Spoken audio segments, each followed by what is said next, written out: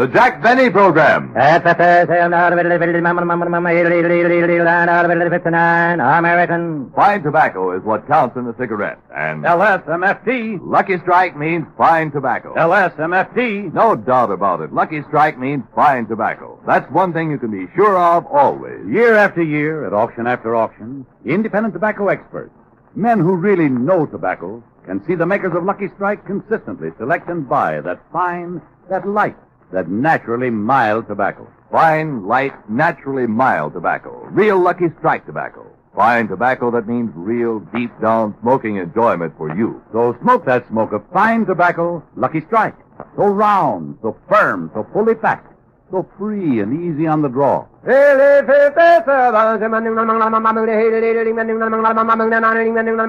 American.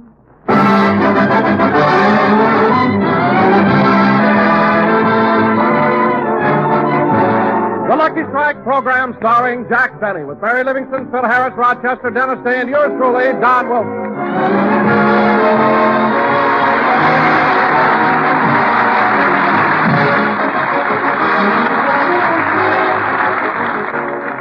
Ladies and gentlemen, last Friday, February 14th, was Jack Benny's birthday. Jack celebrated the occasion with a dinner party at his home. So let's go back to Friday and out to Beverly Hills, where we find Mary and Rochester helping out. Rochester, is Mr. Benny still upstairs? Yes, ma'am. And they say women take a long time to get dressed. He's been up there 2 hours already. Well, with Mr. Benny's physique, dressing isn't so simple. Oh, what do you mean? By the time he pulls in what sticks out and pans out what sinks in, it's a new day manana. Well, he ought to be down pretty soon. Now, let's see. The table's all set.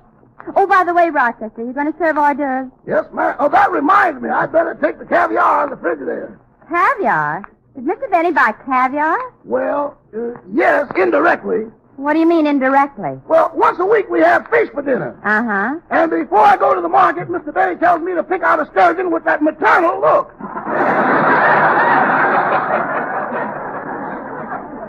Well, Mary, I'm all dressed. How's everything going? Oh, fine, Jack. And while you were dressing, these telegrams came. I already opened them. You did? Well, read them to me. Okay. Dear Jack, sorry I won't be able to attend your birthday party as I have a touch of flu. Signed, Jane Wyman. Too bad. Here's another. Dear Jack, sorry I won't be able to attend your birthday party as I have a touch of grip. Signed, Claudette Colbert. Gee. Oh, here's another. Dear Jack, sorry I won't be able to attend your birthday party as I have a touch of distemper. Signed, Lassie. Well, then we can leave the bone in the soup. Is that all? No, there's one more. Oh, this one's from Leo DeRosa. Oh, Leo, huh? Yeah, he says, Dear Jack, I'm sorry I can't bring my wife to your birthday party as I'm a single man in California. Gee, that's a shame. Anyway, I'm sure the party will be a success. I'm having Isaac Stern and Mr. and Mrs. Coleman. Rochester, what are you doing? I'm putting the champagne labels on the 7-Up.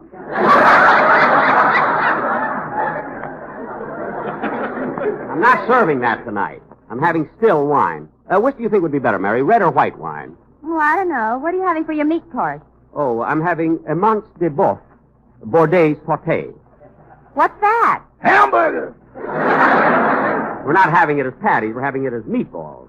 And Rochester, when it's time to serve the meatballs, do it with a spoon. I mean, don't put 3 holes in them and roll them down the center of the table. Now, Mary, after everybody arrives, I wonder who that can be. Much too early for any of the guests. I'll get it. How do you do, Mr. Benny? My name's Brown. I represent the Lifetime Pot Pan and Kettle Company. May I come in for just a minute? Thank you. Look, This is my assistant, Joe Davidson. Oh, glad to know you. That goes double. Now, look, fella. Now, Mr. Benny, as you are one of the leading citizens of Beverly Hills, we have selected you as the man who should have our first post-war demonstration given by the Lifetime Pot Pan and Kettle Company. Well, that's very nice, We but plan to show you beyond a shadow of a doubt the superiority of our product over every other competitor in the field. What about it, Joe? That goes double. Look. The purpose of our visit is to come into your home and put on a dinner the like of which no king has ever eaten. Look, gentlemen, I'd like to talk to you about this some other time. You see, today is my birthday, and I'm having some guests over for dinner. Did you hear that, Joe? What a coincidence. Mr. Benny, in 1 hour, we can have ready for you a complete 7-course dinner. I know. A prime rib roast, steak Idaho potatoes, carrots, peas, and everything to go with it. You'd fix all that for me? What will it cost? Not a dime, Mr. Benny, not a dime. This dinner is put on absolutely free through the courtesy of the Lifetime Pot, Pan, and Kettle Company. Well, that sounds reasonable. Yeah. Quiet, Mary. Fellas, what do you get out of it? Mr. Benny, after you have tasted food that's been cooked in a Lifetime Pot, Pan, or Kettle, you'll never want to be without them. Isn't that right, Joe? That goes double. Mary. I answered for Joe. He fell asleep. Oh. Well, Mary, what do you think about it? Oh, Jackie, you can't do a thing like this. You're having important guests like Isaac Stern, one of the world's greatest violinists, and Mr. and Mrs. Ronald Coleman. There's nothing to worry about. We drive our truck around to the back door, we prepare and cook the food in your kitchen, and your butler will serve it. You see, Mary, there's nothing to it. Go ahead, fellas. The kitchen is yours. Good. Mr. Benny, you're a man with a head on your shoulders. That goes double. What? Come on, Joe. We got a job. Say, you know, Mary, this is going Oh, Jack Benny, you ought to be ashamed of yourself. Mary, what are you worried about? We'll be getting the best food possible, and nobody will know. After all, nothing's too good for the Colemans. They're probably getting dressed for my birthday party right now. Oh,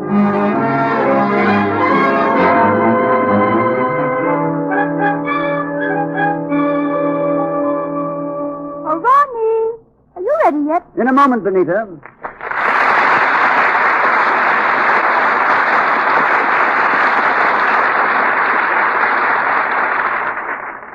What are you doing? I'm just looking through this medical book. Let's see. Arthritis, asthma, athlete's foot, blisters, beriberi, croup, colic, erysipelas, fever, gout, goiter, gangrene. Oh, darling, we've used all those excuses. This time we'll have to go. Yes, I guess we'll have... Oh, wait a minute, wait. Here's one I overlooked. Distemper. No, knowing Benny's friends, one of them must have used that. By the way, Benita, what birthday is Benny celebrating? He's 38. 38? 38, indeed. Imagine him saying he's only 2 years older than I am.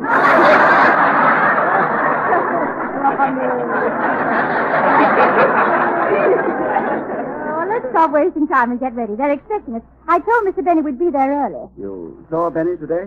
Yes, he dropped over here. You remember about 2 weeks ago he borrowed your fountain pen? Oh, so he finally returned it. No, he came over to fill it.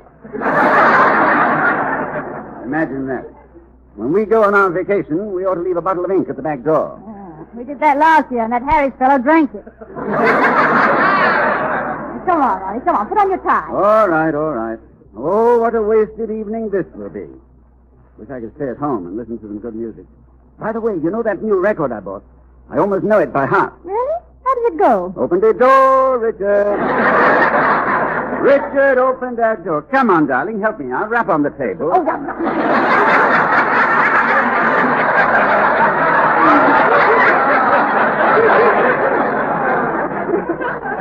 Stop being so silly and get dressed. All right. You know, as long as we're going to Benny's party, I think I ought to change my shirt. What's wrong with the one you have on? It's clean. Then why change it? My dear, have you ever seen Benny eat soup? Soup? He puts a spoon in each hand and goes after it like a mix master. All right, darling, let's go. We must try and be pleasant. I do hope you remember Mr. Benny's friends. Let's run over them once more. Who is Don Wilson? He's the fat one. And Phil Harris? The one with the blue lip. Oh, yes. The ink was indelible. Now, Dennis Day. Oh, he's the silly one. That's right. And Mary Livingston? She's the normal one. Good. How she ever got mixed up with that bunch of Schlemiels, I'll never know.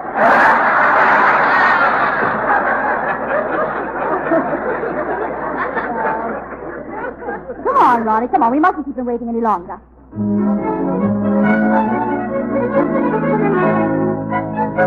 Jack! Oh, Jack! What is it, Mary? John, Phil, and Dennis just arrived. Oh, hello, fellas. Welcome to my birthday party. Hiya, Jackson. Many happy returns. Hello, Jack, and congratulations. Hello, Mr. Benny. Well, I'm glad you all got here early, kids. And don't forget, Dennis, you're going to sing happy birthday to me, aren't you? Oh, yes, sir. Good. Happy birthday to you. Happy No, birthday. not now. Not now. I'll tell you when. Oh. Now, come on in the other room. Phil, I can hardly believe my eyes. What's the matter, Jackson? The way you're dressed. Patent leather shoes, white tie and tails. Yeah, get a load of these white gloves and that cane over my arm. Yeah, but Phil, where'd you get that black eye? I never should have passed that pool room dressed like this. Well, anyway, Phil, you do look nice. Shall I serve the cocktails now, Mr. Benny? Not yet, Rochester. We'll wait until Don, don't mess around the table. We got everything set just right. I was just admiring it, Jack. It looked wonderful. But what's the idea of having that dead sheet over those 4 chairs? Those aren't 4 chairs. What? That's a bench we lifted from the bus stop. Jack, you did Mary, it. it's only for a little while. And anyway, kids, we're going to have a fine dinner and lots of fun. And well, Dennis. Huh? I noticed you brought a little package to my birthday party. Uh-huh. Ah, Dennis, you don't have to blush. Come on, open it up. Not till we get to the table. What is it? My lunch.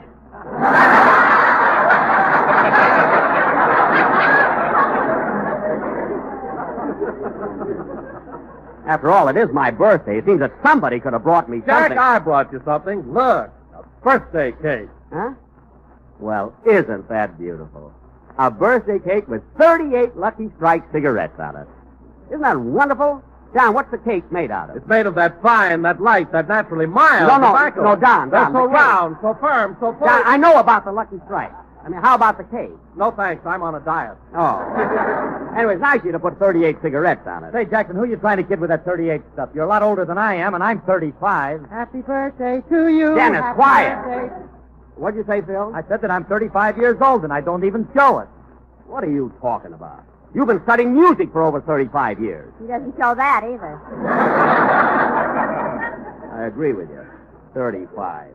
When is your birthday, Phil? Well, I was born April the 21st. That comes under the sign of Taurus, the bull.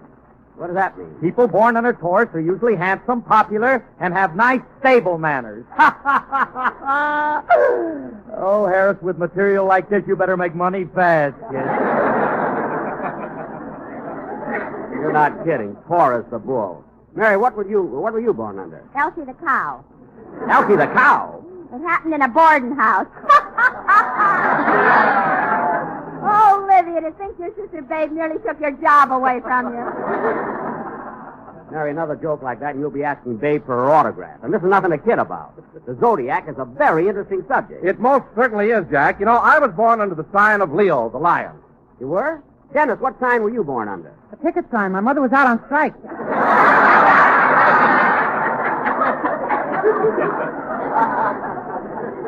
Now, Dennis, stop being silly. And that goes for all of you. And now watch it tonight, will you, kid? You know, I'm having some very important people. Who's all going to be there, Jackson? Only a world-famous violinist, Isaac Stern, and Mr. and Mrs. Ronald Coleman. Ronald Coleman? Gee, I like the way he talks. If I were king, ah, love, if I were king, what tributary nations would I bring to stoop before your scepter, and to swear allegiance to your lips and eyes and hair?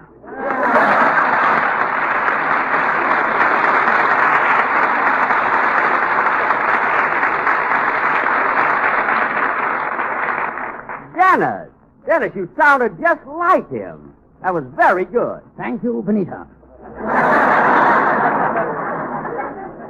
All right, Dennis, all right, that's enough. Now, kid, remember what I told you. Rochester, see who's at the door, please. Yes, sir. Oh, good evening, Mr. and Mrs. Coleman. Good evening. Hello, Manchester. May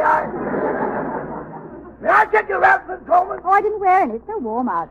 How about your hat, Mr. Coleman? No, I didn't bother with a hat living so close. Oh, well, would you like $1 worth of nickels? Nichols? I think the slot machine's about ready to pay off. Ronnie, Benita, welcome to my birthday party. Well, congratulations, Jack. Many happy returns. Thank you. Come on in the other room. You know my associate. Well, if it ain't the kid from Shangri-La. Hello, Ronnie. What do you hear from the High Lama, bud? Phil, the party just started. Control yourself.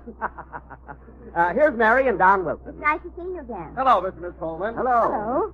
Well, Ronnie, you don't know how happy I am that you and Benita came to my party. It's a pleasure, I'm sure. It's a pleasure, I'm sure. Well, what's that? Do I hear an echo? What's that? Do I hear an echo? Dennis, cut that out! Yes, Benita, darling.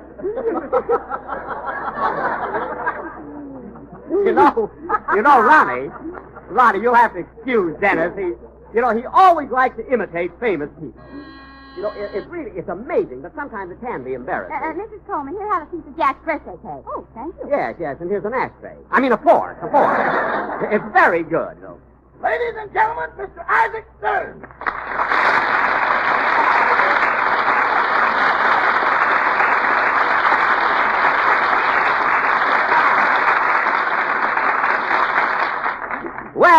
Well, Mr. Stern, I'm sure glad you got here. Come on in and sit down. Thank you. I'm so tired of standing. Standing? Yes, somebody lifted the bench from the bus stop. Oh. If that sheet's got a hole in it, we're dead. Quiet, Rochester. And Mr. Stern, you know my gang, Mary, Phil, and Don. Oh, yes. Hello. I don't believe you've met Dennis. Dennis, this is Mr. Isaac Stern. How do you do, Dennis? I've listened to you many times on the air, and I've enjoyed your singing very much. Dennis, a man paid you a compliment. Huh? Say something. Happy birthday to No. Happy birthday. Dennis, no, not yet. See, Isaac, he's a little excited because it's my birthday. And now, Mr. Stern, I want you to meet two very charming people. They're very, very close friends of mine. In fact, we're neighbors. Mr. and Mrs. Ronald Coleman. Well, this is indeed an unexpected privilege. Thank you. I feel the same way. In fact, had we known you were going to be here, we wouldn't have hesitated about coming. I mean, we would have come earlier. Yes. Mr. Stern, we haven't seen you since your last concert at the Los Angeles Philharmonic. And it was really thrilling. Yes, it was really wonderful. Mr. Coleman and I were there that same evening, and we were simply carried away. Yes, Mr. Stern, I particularly liked the way you played the Mendelssohn Concerto. I never heard anyone else do the Allegro so molto appassionato. Well, I think that particular movement called for molto appassionato rather than a more reserved approach. Well, I thought... Oh, shut up.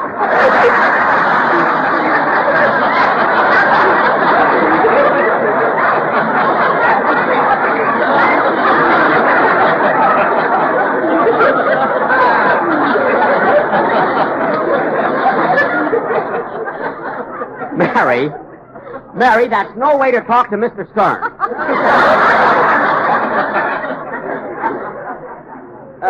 Mr. Stern, you know, I thought that the Mendelssohn Concerto could be played molto appassionato or allegro con moto. I mean, it could go either way, like a Studebaker.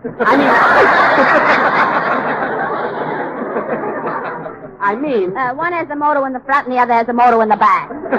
Mary, we're having a serious discussion. Now, Mr. Mr. Sterno. Mr. Stern. Mr. Stern, I've heard some violinists play the Mendelssohn Concerto molto appassionato and others play it andante. Well, Mr. Benny, that has been a controversial subject. I see. Mr. Harris, as a colleague and a fellow musician, what do you think? Look, Bob, don't let this monkey suit I'm wearing fool you. Phil, please. Oh, Mr. Benny, dinner will be served in a few minutes. Thank you, Rochester. And don't forget to serve the caviar first. No caviar tonight, boys. Why? That Sturgis name was Louis, not Louise.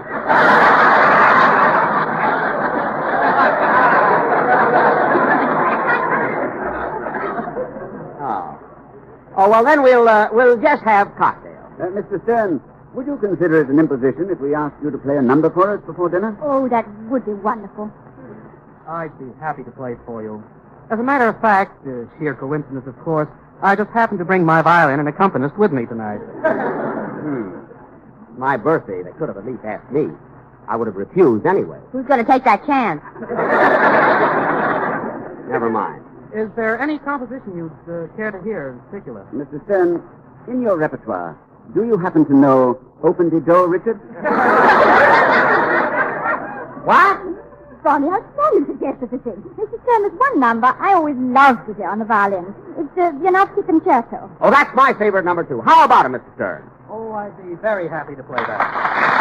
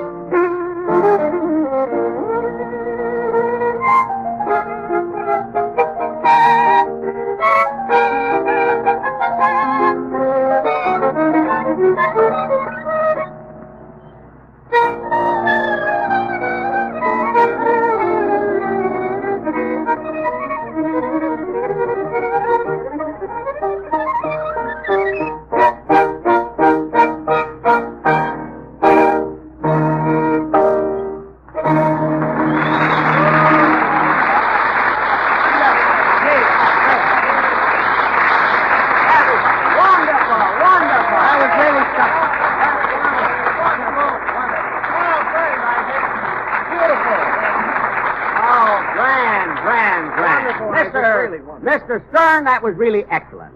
John Garfield couldn't have played it better. Jack, if you're referring to the picture Humorous, where John Garfield was a violinist, Mr. Stern did the playing. Oh, yes, I should have known. Mr. Stern, it's wonderful how in pictures they can always get somebody to do something for somebody else. In Lost Weekend, Phil Harris did the drinking for Ray Milland. And for that, they gave him an Oscar.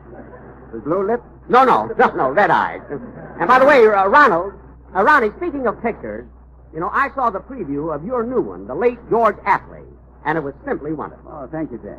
Just recently I saw one of your pictures, too. Which one? The late horn blows at midnight. Oh. When did you see it? He went to the funeral. Quiet. And now, folks, with a little encouragement, I'll be glad to play a violin solo. Dinner served! Thank you, Manchester. Well, as long as it's on the table, we might as well go in. Come on, everybody. Come on.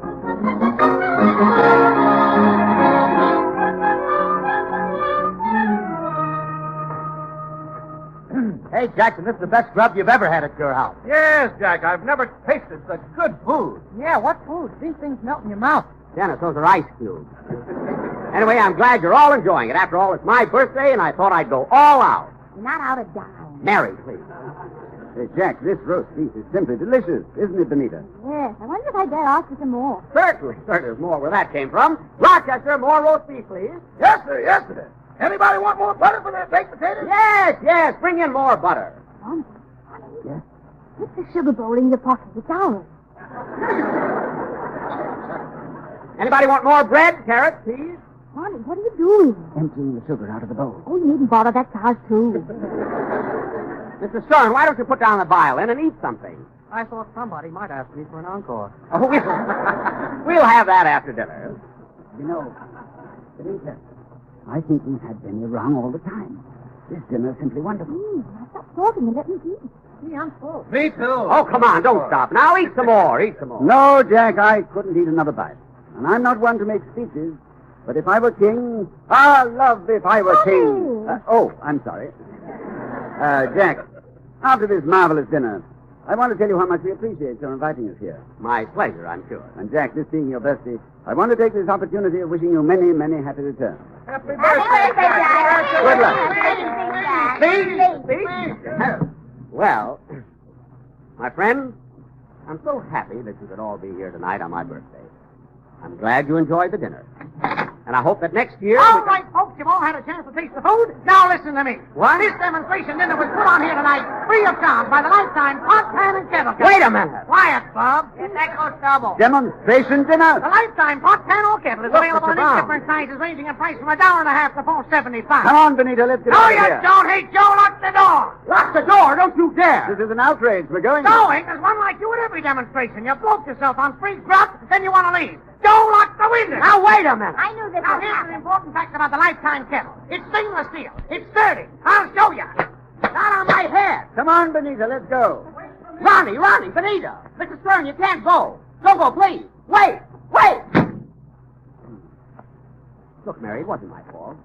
Honest, kids, I didn't know this was going to happen. Phil, you know I... Look, kids, answer me. Somebody say something. Happy birthday to you. These folks sometimes are guaranteed for life. I make a wonderful birthday gift for you. Yeah, happy birthday. Everything happens to me.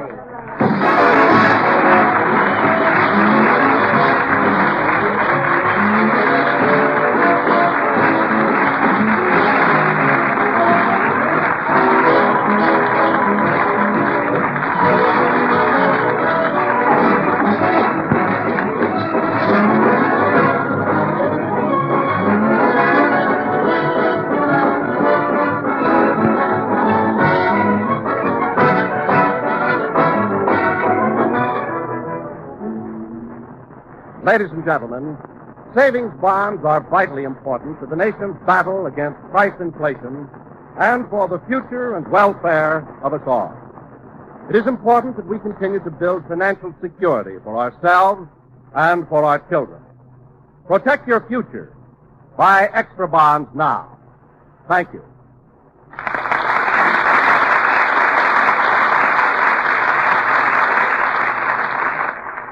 Mr. Isaac Stern was accompanied at the piano by Mr. Alexander Zakin. Now, Jack will be back in just a minute. But first, here is my good friend, Mr. Basil Rydell. As you listen to the chant of the tobacco auctioneer, remember LSMFT. American. Lucky Strike means fine tobacco. And in a cigarette, it's the tobacco that counts. Here are the words of a man who's been an independent tobacco buyer for 29 years. Carl Hartfield of Greensburg, Kentucky, who said, I can report what I've seen with my own eyes. At auction after auction, I've seen the makers of Lucky Strike buy fine tobacco. Good, ripe, prime leaf. Tobacco that's got real smoking quality. I've smoked Luckies for over 28 years. Yes, season after season, independent tobacco experts like Mr. Hartfield can see the makers of Lucky Strike consistently select and buy that fine, that light, that naturally mild tobacco. fine, light, naturally mild tobacco. Real Lucky Strike tobacco. LSMFT. Lucky Strike means fine tobacco. For your own real deep-down smoking enjoyment, remember, LSMFT. Lucky Strike means fine tobacco. So smoke that smoke of fine tobacco, Lucky Strike. So round, so firm, so fully packed, so free and easy on the draw.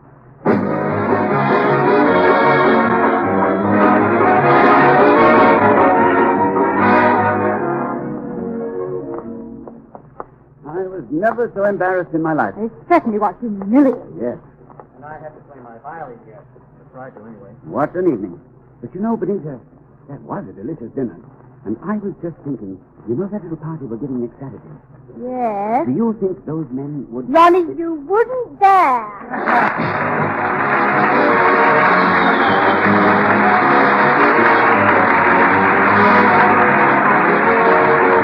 NBC, the National Broadcasting Company.